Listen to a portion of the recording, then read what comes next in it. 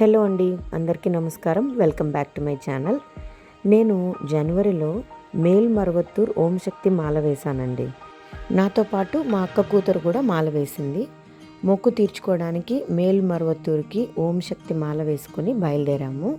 తిరుపతి నుంచి మేల్మరువత్తూర్ ఒక 165 కిలోమీటర్స్ డిస్టెన్స్లో ఉంటుంది. దారిలో మేము అవి ఇవి స్నాక్స్ తింటూ బయలుదేరాము. అర్లీ మార్నింగే మాల వేసుకున్నాక జర్నీ స్టార్ట్ అయింది. ఇక చిత్తూరుకి దగ్గరలో ఉన్న కృష్ణా కేఫ్ దగ్గర ఒక హాల్ట్ ఇచ్చి బ్రేక్ఫాస్ట్ చేశాము.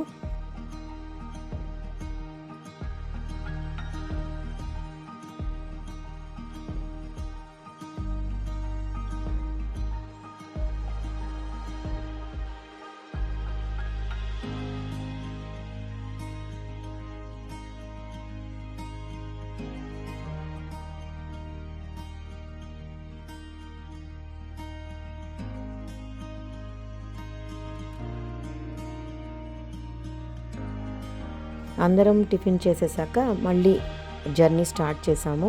టెంపుల్ అయితే రీచ్ అయిపోయాము. టెంపుల్ మనకు పొద్దున 6 గంటల నుంచి రాత్రి 8 గంటల వరకు ఓపెన్లోనే ఉంటుంది. మధ్యలో ఏమీ బ్రేక్ ఉండదండి. మేల్మరువత్తూర్ ఓం శక్తి మాలలు మాత్రం డిసెంబర్ 15th నుంచి జనవరి ఎండింగ్ అంటే జనవరి 31st వరకు ఉంటుందన్నమాట. మాల వేసేవాళ్ళు ఈ పీరియడ్లోనే మాల వేయాలి. ఇరుముడి చెల్లించడానికి వెళ్తున్నాం ఇప్పుడు మేము.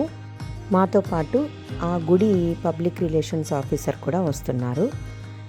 ఇక్కడ ఇరువైపులా చాలా షాప్స్ ఉంటాయి. అవన్నీ చూసుకుంటూ భక్తి శ్రద్ధలతో ఇరుముడి చెల్లించడానికి అమ్మవారి గుడి లోపలికి ఎంటర్ అయినామండి.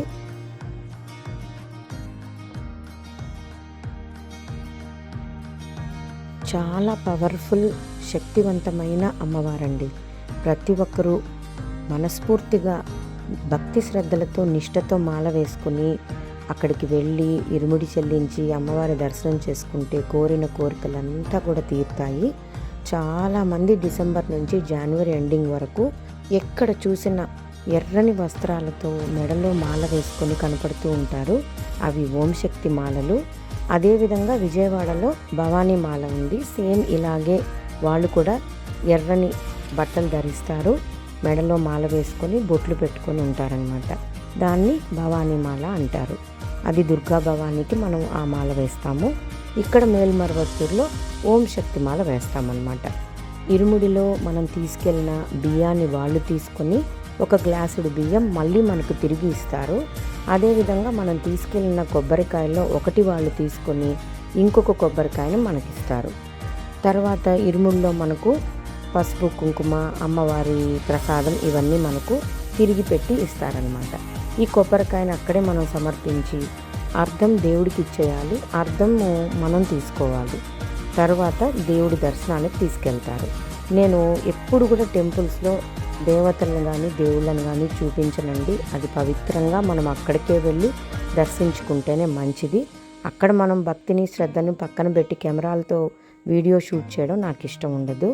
అందుకని చాలా భక్తి శ్రద్ధలతో నేను దేవుడిని అమ్మవారిని చూసుకుంటూ మన మెడలోని మాలను నీటితో శుద్ధి చేసి మళ్ళీ మనకు తిరిగి ఇస్తారు.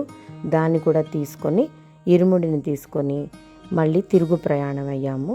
అక్కడే బయట దర్శనం అయ్యాక షాప్స్లో మాకు కావాల్సినటువన్నీ కొనుక్కొని అన్నప్రసాదాలనే మేము అక్కడ భోజనంగా స్వీకరించి ఆ తర్వాత మళ్ళీ రిటర్న్ జర్నీ స్టార్ట్ చేసామండి.